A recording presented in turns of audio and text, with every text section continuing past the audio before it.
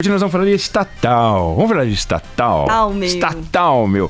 O presidente da Petrobras, o Roberto Castelo Branco, ele está neste momento numa audiência na Comissão de Minas e Energia da Câmara dos Deputados. Acho que começou às 10 horas da manhã, tá rolando. E ele vai falar, tá falando sobre a redução dos investimentos da Petrobras na Bahia e também sobre a forma como os parlamentares, ou uma parte dos parlamentares que está ficando com o cabelo a caju em pé, porque parlamentar é com o cabelo a caju, né? Ficam pintando. E eles chamam de desmonte da estatal. O Roberto Castelo Branco está desmontando a estatal. Porque a Petrobras vendeu o controle da BR Distribuidora, quase 25 bi de reais. Ele vendeu a transportadora associada de gás, TAG, por mais de 30 bi e anunciou que vai deixar o edifício sede da Bahia, um prédio gigante de 1 bilhão de reais. 2.500 funcionários terceirizados já receberam a informação de que acabou o contrato. 1.500 funcionários da empresa que vão ser realocados para outros endereços, outros estados. E além do edifício sede, também outras operações na Bahia vão ser fechadas, inclusive a primeira refinaria do Brasil, que é a Lanufo Alves, que fica na Grande Salvador. A ideia é vender até o final do ano a refinaria, bem como outras 7 refinarias. E é a segunda vez que o presidente da Petrobras vai ao Congresso Nacional. Ele, em agosto, esteve no Senado, explicando as mesmas coisas, falando sobre o que ele está fazendo e negando que exista uma operação de desmonte. Lembrando que a Petrobras tem uma dívida monstruosa, coisa de 200 bi de reais, não é uma coisa trivial. E a ideia é reduzir a metade. Para isso precisa desmobilizar, precisa vender coisa, deixar um legado esquisito e agora precisa arrumar. Então, onde os profissionais enxergam racionalidade, os políticos enxergam desmonte. Então, estão lá perguntando, pedindo, etc. e tal. Agora, a gente aprendeu desde muito pequeno que estatal é patrimônio nacional. Desde de pequeno. Tem muita gente que ouve isso, reproduz essa informação. É como se fosse assim, tem a Amazônia, tem o Pantanal, tem as Cataratas do Iguaçu, tem o Rio de Janeiro e tem as estatais. As estatais são como essas que eu falei, entendeu? Estatal é o Rio de Janeiro. Não é. O Rio de Janeiro é patrimônio nacional, né? A Amazônia é patrimônio nacional, Cataratas do Iguaçu, Pantanal, mas Petrobras, patrimônio nacional? Banco do Brasil, patrimônio nacional? Não, são empresas controladas, são SAs controladas pelo Estado, podem ser boas, podem ser ruins, mas não patrimônio nacional, elas definitivamente não são. E claro, quando você adota a lógica de que é patrimônio nacional, você tem que preservar. A Amazônia você preserva, então você tem que preservar também as estatais.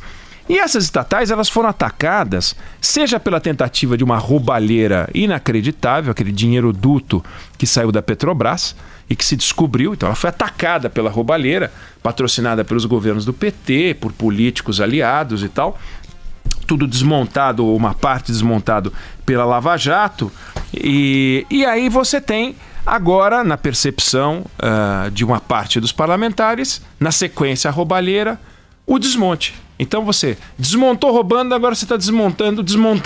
Então um outro problema, e ficam os deputados e senadores oriçados e com seus cabelos a caju eriçados também.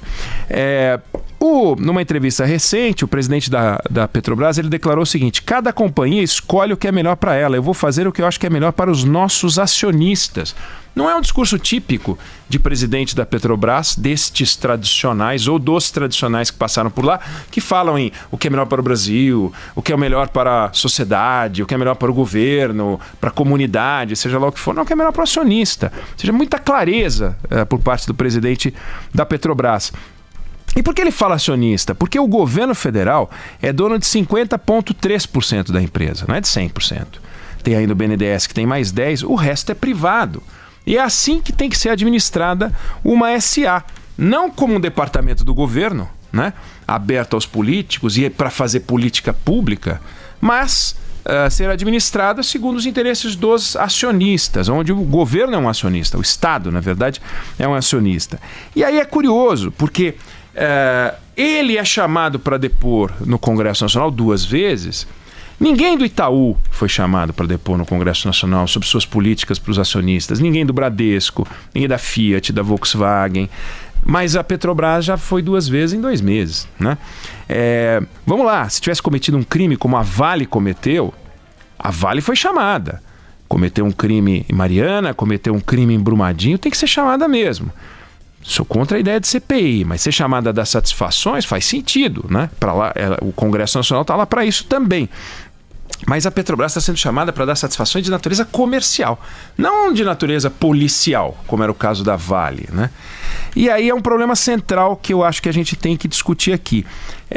Existe um conflito na gestão de uma empresa estatal que vale o que está no papel, que é uma lei, que é a lei das SAs, e a lei das SAs regula o funcionamento de todas as SAs, ou vale a lógica da vida real, que é a lógica do poder político, que é a lógica que os competidores da Petrobras privados não enfrentam. Eles não conhecem esses sistemas de controle que a Petrobras tem, né?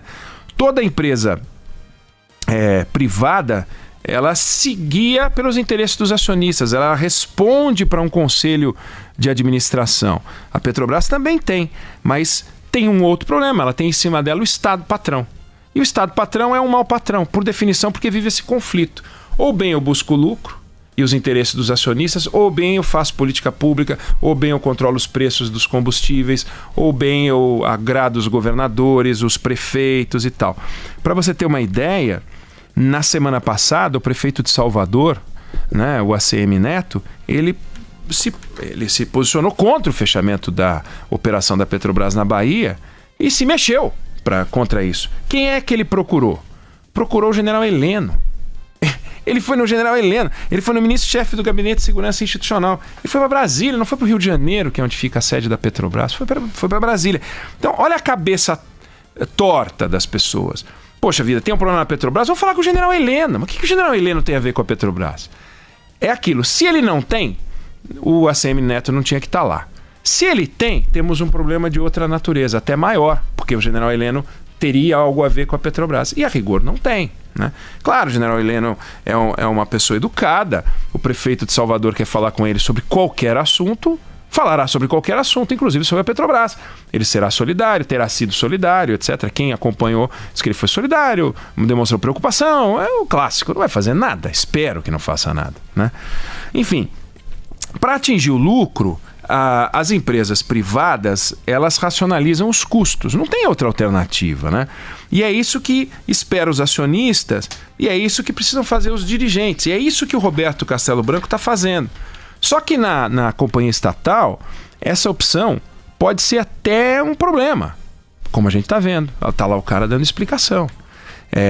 Quem investe na Petrobras está vendo que ele deve explicações ao Congresso Nacional. Por que ele deve explicações ao Congresso Nacional, né? Por que tem essa interferência política tão grande? Olha que é um governo que não fez um acordo político como governos anteriores fizeram, né? Na empresa estatal, atrás do CEO sempre tem um ministro, porque tem um ministro que pode dar um telefonema para ele, tem uma bancada do Congresso querendo pressionar a gestão, tem o Congresso Nacional chamando para depor e não dá para simplesmente não aparecer. Tem o presidente da República. Vamos lembrar que o presidente da República já ligou para o presidente da Petrobras quando houve um aumento de preço dos combustíveis. Ligou para ele, ligou diretamente. Vem cá, por que estão aumentando? Ué, mas por que ligou? Ligou porque se sente à vontade para ligar. Ele não ligou para o presidente de outras empresas privadas. Ligou para o presidente da Petrobras, que é uma SA, né? E tem um outro componente importante que é assim, quando uma empresa privada vai mal, no limite, mas se ela for muito mal, ela quebra, fecha a porta, plum, quebrou. Acontece isso. Tem um monte de empresa aqui, dura 10 anos, 20 anos, 30 anos, 40 anos, 50 anos, 100 anos, quebra, né? Eu tô falando de grandes empresas. Empresas pequenas, para virar o 5º ano, é um perereco, difícil de conseguir. Mas e na empresa estatal? Na empresa estatal ela vai se alimentar de aporte feito pelo Tesouro Nacional. O Tesouro Nacional, caro ouvinte, é o seu dinheiro. O Tesouro Nacional é o seu dinheiro, é o nosso dinheiro. Não existe Tesouro Nacional, existe o Tesouro Privado, que é o nosso, que vira nacional na hora que eles pegam o dinheiro da gente na forma de impostos, né? Então, a origem do capital, em teoria, não deveria interferir no destino da empresa. Pouco importa, estatal ou privada, sendo bem gerida, elas deveriam ter um desempenho semelhante. Isso é em tese. Só que na prática, a Petrobras até outro dia tinha que contratar pela tal lei das licitações. Por que uma empresa como aquela tem que contratar pelo menor preço? Por quê? Ah, porque é o que diz a lei. Sim, mas é por isso que a empresa está amarrada. Tem um Tribunal de Contas da União colado no cangote, no pescoço do Roberto Castelo Branco. Não tem um Tribunal de Contas da União colado nos concorrentes da Petrobras. E isso é uma coisa complicada. Basta um telefonema de Brasília e o CEO pode cair, né? E cai, é assim, pá! Então, princípios básicos da administração, sabe? Venda líquida, lucro líquido, patrimônio líquido, endividamento, liquidez da companhia sobre o patrimônio. Esses valores, eles são muito importantes na empresa privada, mas e na estatal, né? Tá aí a Eletrobras com um mega de um problema, precisando ser privatizada, e vem milhões de discussões. Aí o Supremo Tribunal Federal diz que precisa de uma lei específica, aí vai para o Congresso Nacional, é aquela confusão. Então, é um problema você ter empresas estatais. Elas são vitais na história do Brasil. Sem elas, a gente não teria construído o que a gente construiu. Só que os tempos mudaram. Então, esse Estado empresário, ele cumpriu um ciclo e acabou, deu. Não precisa mais disso. Ah, mas eu não quero vender a Petrobras, não quero vender o Banco do Brasil, não quero vender a Caixa, que nem estatal, é uma autarquia. Tudo bem, tem outras coisas ainda para vender, mas vende, se livra disso. Vamos reduzir essa estrutura e o Estado vai continuar presente na economia, fiscalizando, observando, impedindo que as empresas privadas se alinhem para formar cartel, para prejudicar o consumidor, e garantir um conjunto de regras que faça essa estrutura funcionar. Não precisa ter uma Petrobras estatal, definitivamente, mas aí é uma discussão de governo. O governo não quer fazer, não fará. Esse Estado fiscalizador está fraco no Brasil, bem fraco. O Estado fiscalizador está muito nas mãos da iniciativa privada, dos políticos, ainda não é uma estrutura de Estado sólida bastante, como é o Banco Central, por exemplo. Precisa de vários bancos centrais de várias áreas desse tipo, com um corpo técnico da melhor qualidade. Aí sim, aí você tem um Estado forte. Só que esse Estado forte é músculo, não é gordura. E a gente tem um Estado gordo ainda. Então a gente precisa ter Estado fortalecido. E o Estado empresário, o lugar dele, Carla, livro de história. O Estado empresário tem que ir para o livro de história. A gente viveu isso, a gente teve Companhia Siderúrgica Nacional, a gente teve Embraer, a gente teve Vale, teve Uzi Minas, teve um monte de coisa muito importante. Teve Petrobras, teve Banco do Brasil.